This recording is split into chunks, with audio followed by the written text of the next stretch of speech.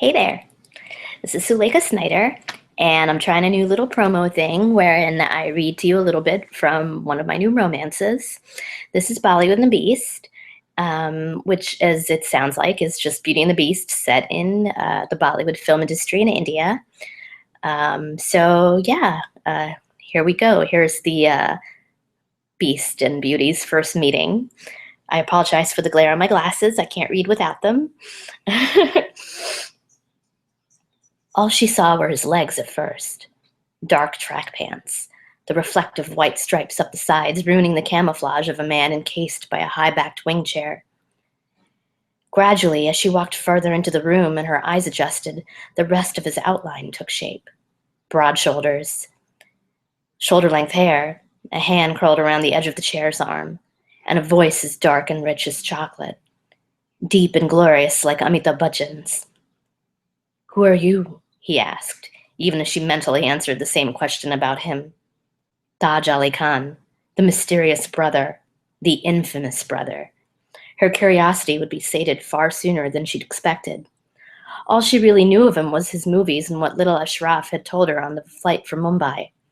Stay out of his way, and don't make him mad, and his favorite food is street food, but Usha will make golgappa at home because he doesn't go out into the city. He didn't go out at all, according to industry scuttlebutt. Forget visiting the stalls and shops in Chandni Chowk or anywhere else. "I'm Rocky Varma," she said, hurrying to fill the sudden yawn of silence between them with chatter. "I'm shooting a movie with Ashraf. I know he must have told you. Have you seen him around anywhere? I can't seem to find him. This house is huge." There was a rustle of movement in the chair, but she still couldn't get a good look at his face. It was obscured by his hair, by the dark, maybe by the entire chilly ambiance of the Haveli. "Rocky? What sort of name is that?" His icy tone left no room for doubt that he'd already made up his mind about what kind of name it was. "Sylvester Stallone picture ki fan ho kya?" "It only figures. Why don't you go back to Hollywood, little girl?" "Or what? He'd axe murder her?" "Get a grip, Rocky."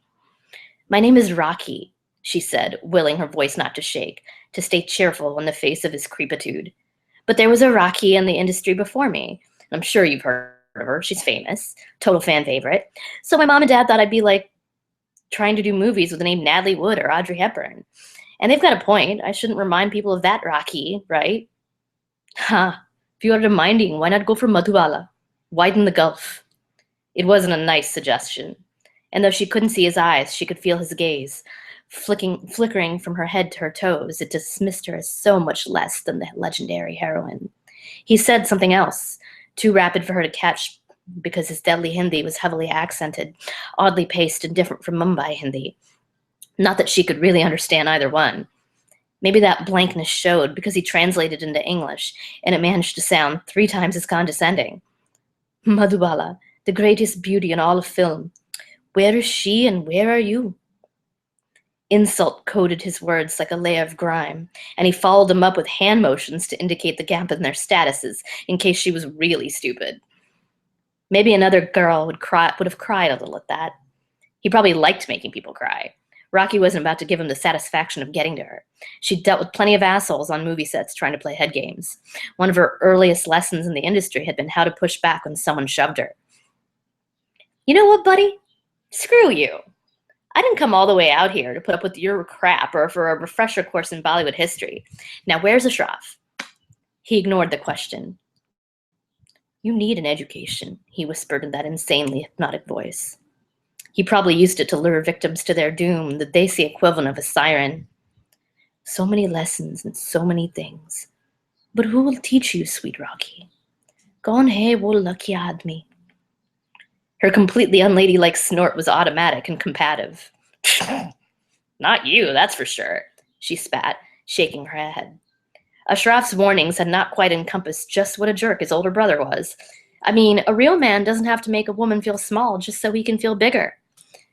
I've met the lucky guys, the legitimate heroes like Michael Gill and Harsh Mathur and Avinash Kumar. Where are they and where are you? He only stared at her, wearing the room's shadows like a crown, letting the minutes tick by until she was shifting from foot to foot, and he could laugh at her show of discomfort. "You think to hurt me with the truth?" I don't feel pain, Miss Raki. He leaned forward until the faint streaks of sun finally illuminated his features. I'm made of stone. Broken stone. And there you go. There's a little taste of Bollywood and the Beast, which is available at Amazon, on Barnes & Noble, iBooks, Kobo, Scribd, lots of ebook places. So check it out.